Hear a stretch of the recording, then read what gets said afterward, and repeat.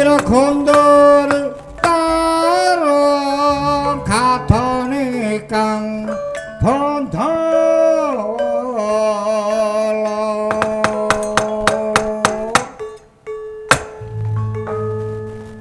iladialah keparat bungkasane sliramu jeder perkara Buma.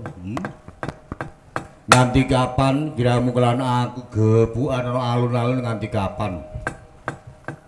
Ana kandha lakon apa wae sliramu mumungsuhan kelan aku? Ana kandha lakon mudune Wayu Topeng Waja sliramu kelan aku sing gebukan.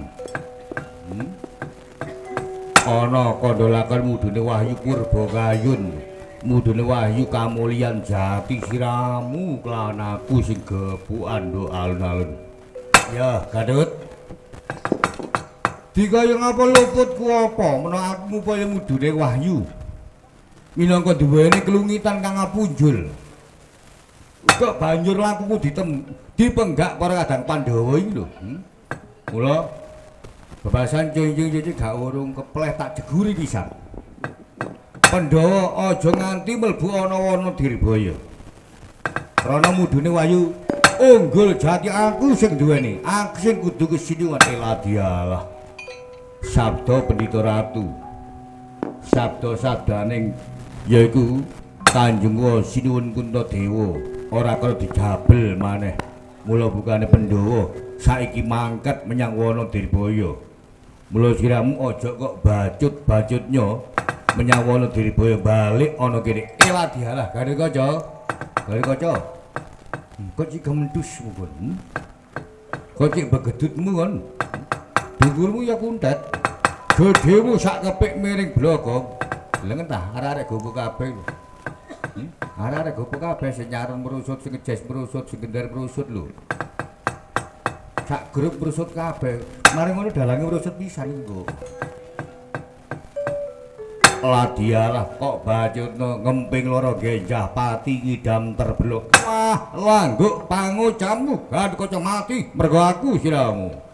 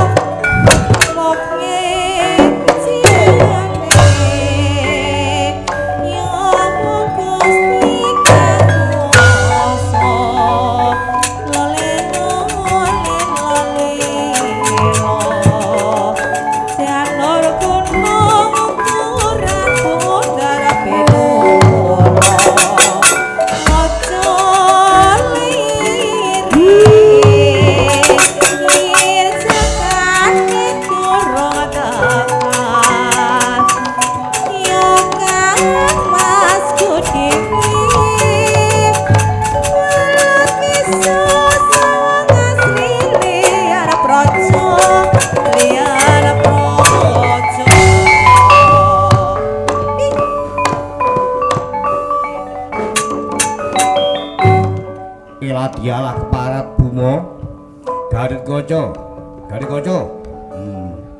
nganti gubuk kabeh aku rek Melayu 100 ayane sing gare melayu 100 tak dalange njuk keras nek ngelember gak seneng belas jajal Garit Kaca kelan Antareja sunteken ngelmu santel kasude biyen wani kelan Bumo neraka Surya Bambang Setajawa kelakon tak sembah ider-idermu keparat babi alas Garit Kaca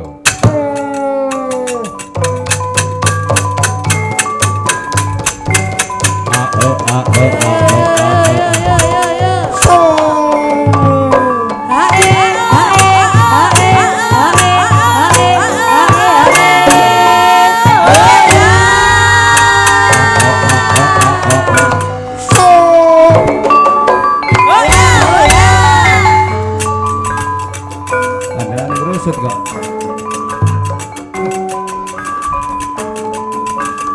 Hey!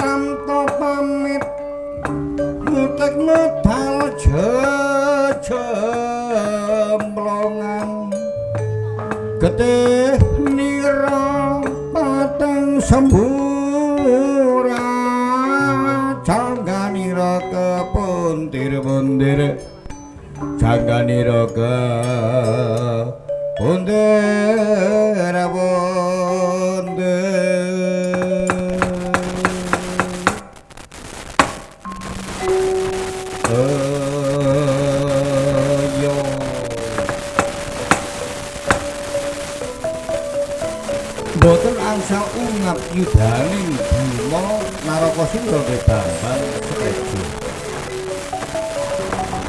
Sejatosipun sinten Bima Narakasura menika anak putra putrane Sri Nalendra Bathara Kresna Duk rikala Semang nalika ana kandhalaken wis tumudhun dhateng ayuh Kertapati.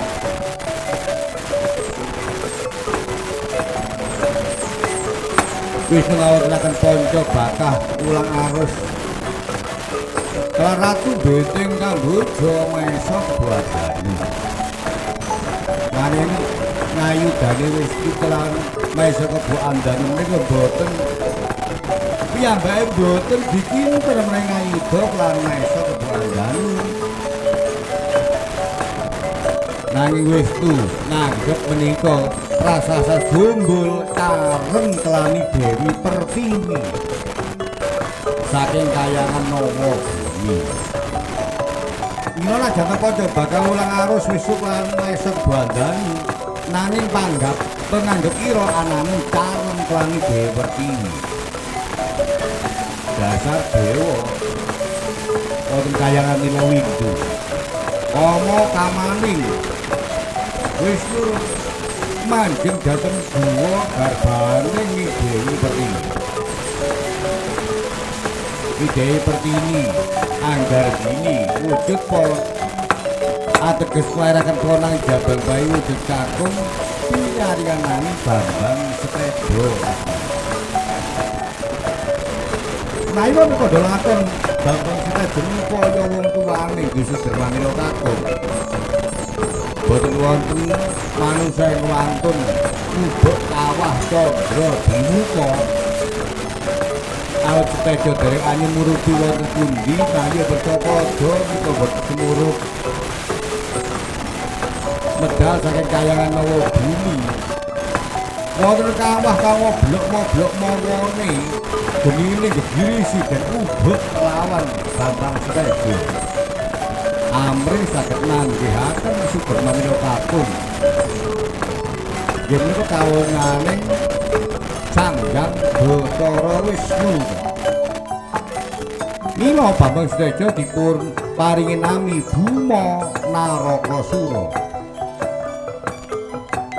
Bima majasing kekuatan naraka menika neraka jahanam sura ateges wani. Ora ana dalma kang wani ubuk neraka jahanam ana Bima Narakasura.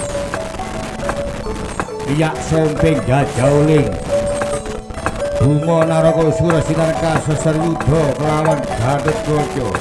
Gobek mangiwa gobek manengen pecat ragane wujud ratu Yitma yitmane ratu Biting Kamboja Maesa Kebo Andani gegirisi yudane Bima Narakasura.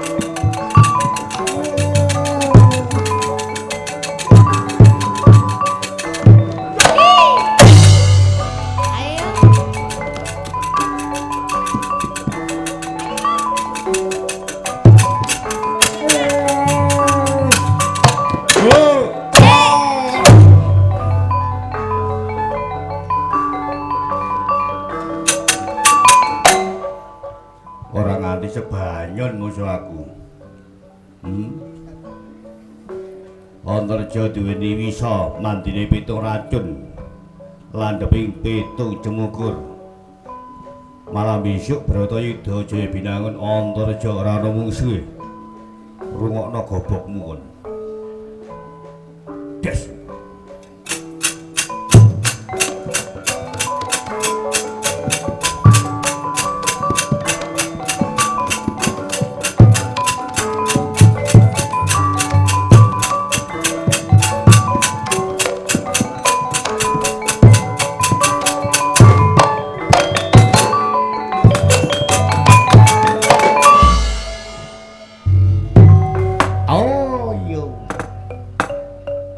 Pani ing Pertiwi Maesa Kebandanu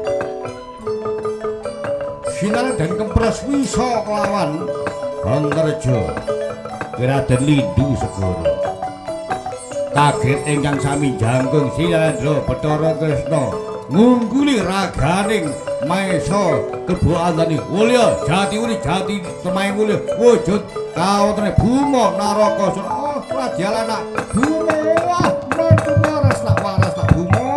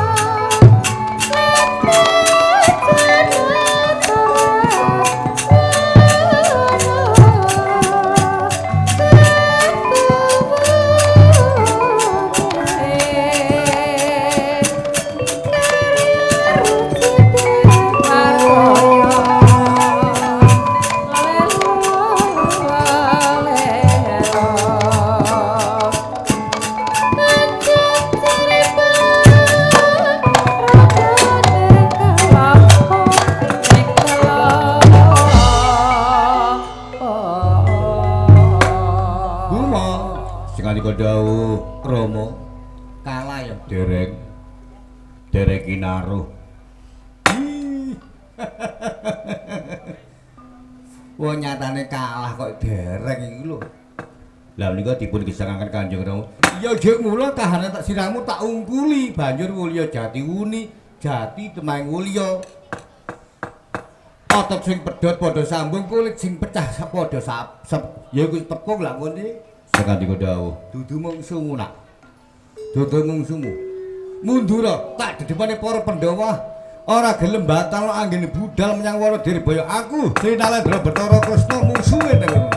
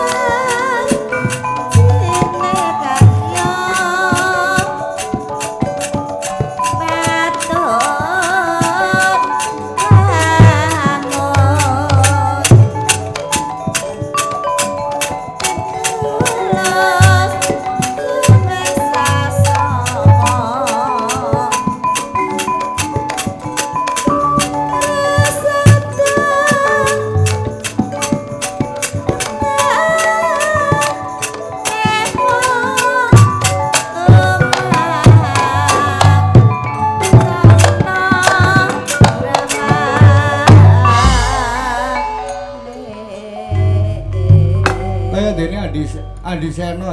Iya Criteng kakakku. Lah banjur siramu kok ijo ana kananing alun-alun negara Ngamarta Yai. Ya, pikirku gak enak, Teng. Pikirku gak enak. Mula bukane Teng, para kadang Pandhawa kabeh wis padha ninggalna kraton negara Ngamarta menyang Wanadirbaya ngupaya mudune wahyu unggul jati, Teng. Lah aku kok jek gak enak pikirku. Ngono lho, Teng. Maksude Criteng kok jek ana kene. Mula bukane krana anakku Buma mungsuhan kelawan anakmu Garukaca kelawan Antareja. Aku ora tegel kelawan anak. Aku ya ngono, Teng. Nek kon gak tegel gak tega karo anak, aku gak tega arep bekawuk karo anake ula kadut. Nah, anak wong tuwa, musuh wong tuwa, Dik Sena. Bangono, Teng. Omonganmu kok ngabangno kuping, Teng. Apa? Kok ngabangno kuping anak musuh wong tuwa iki lho.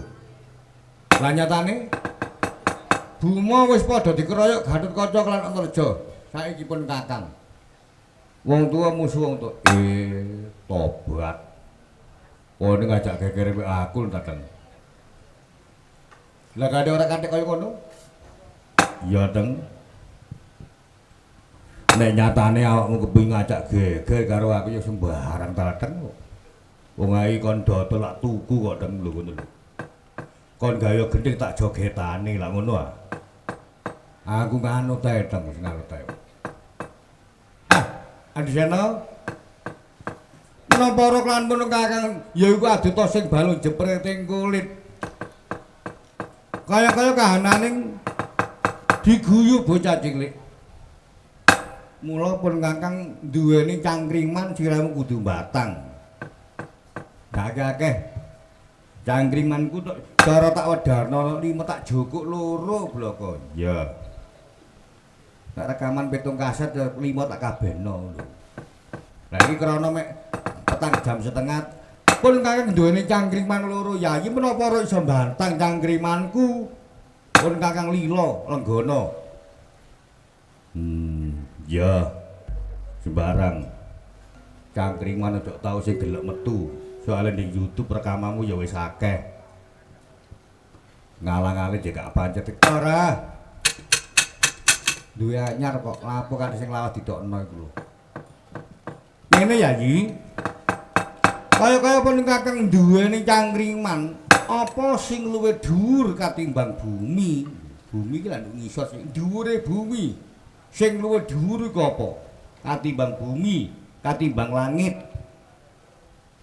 Dhuwure bumi iku ya paling dhuwur langit, Deng. Luwih dhuwur katimbang langit. Sik. Tak buka primbonku 1001 mimpi. Kok iso buka primbon 1001 mimpi lho. Ya. Deng. Kula bukane sing luwih dhuwur katimbang bumi katimbang langit yaiku kaya-kaya dene pengorbanane wong tuwa lanang kan wong tuwa wadon kanggo anake. Lah kok iso? Iya, Deng. Wong tuwa lanang kan wong tuwa wadon iku lila, Deng. Paribasane meneh gak mangan. Lila lenggana waton anake ora nganti keluwen. Wong tuwa lanang wong tuwa wadon lila rekoso lila sara Deng waton anake besok ora nganti nandang sengsara. Ih. Aja gegek, Deng. Iya are Yai. Sing nomor loro. Lamun nomor loro iki para iso batang cangkrimanipun Kakang pun Kakang trima kalah Yai. Iya, tak batangi. Apa Yai? Yaiku sing luwih abot katimbang bumi. Bumi iki nek ditimbang bobote kaya-kaya dene ora iso ana bobote. Tapi ana sing luwih abot katimbang bumi, apa Adiyena? Sing luwih abot katimbang bumi ngungkuli. Bumi abote iki wong tuwa tresnane wong tuwa wedok lawan anak. Kok iso? Nek wong tuwa lanang anak ndablek tinggal nyengkreh. Anak diatur gak kenek nyengkreh wong gerang wong tuwa lanang nyengkreh. Dolek hiburan nang karaoke.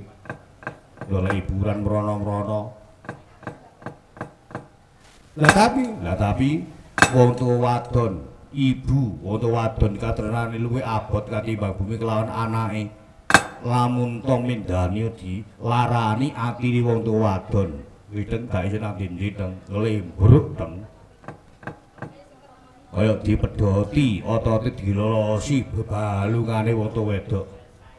Mula ana kane paugeran teng swarganing manungsa, swargane anak gumantung ana sikile wong delamakane sikil wong tuwa wedok. Malah ana dawuh ditimbali kaping 3 abot ndi siramu wong tuwa ibumu kelan wong tuwamu lanang.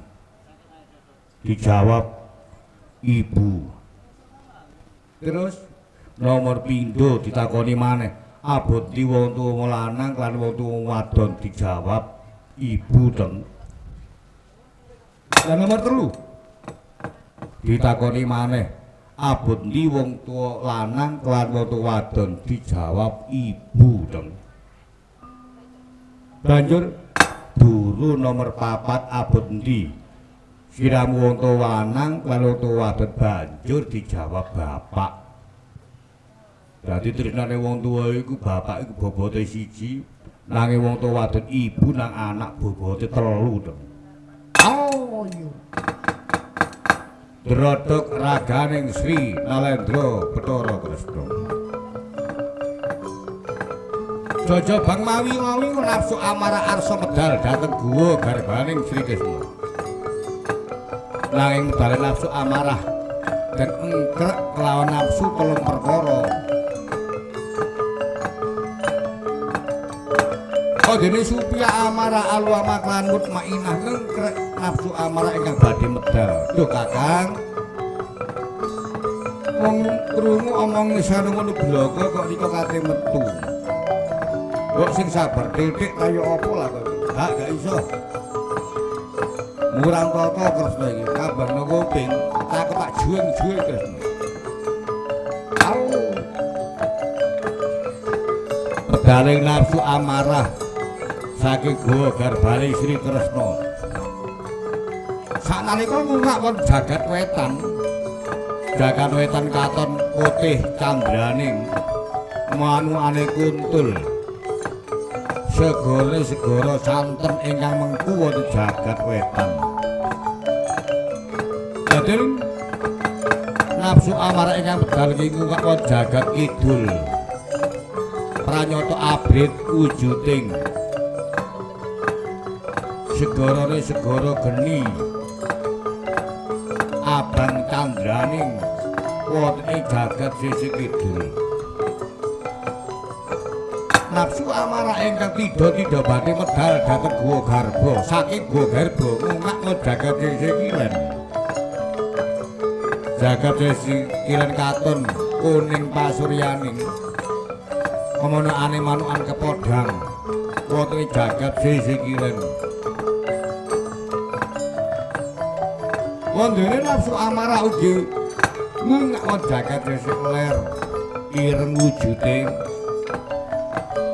wesi segaraning pemanukan gagak ing wonten sisih ler. Medaling bawa nafsu amarah Sri Kresna sanalika bledes ragane wujud kala mercu dan rerimah kaunaning Werkudara Wiharya Bratasena.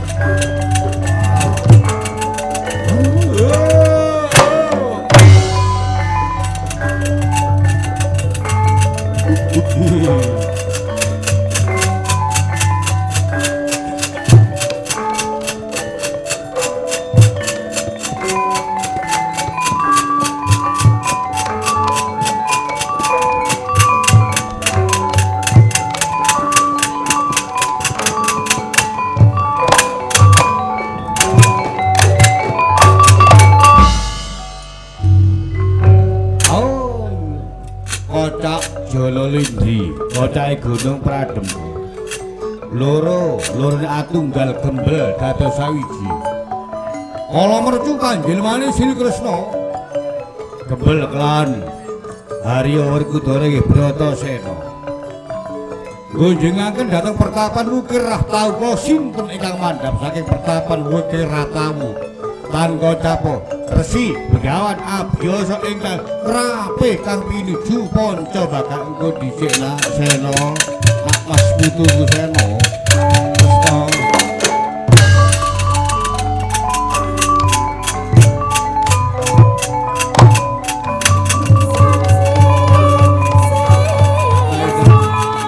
Jajal ayu wal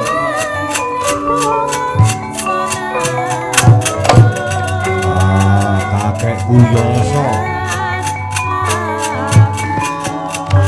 hobi mengatur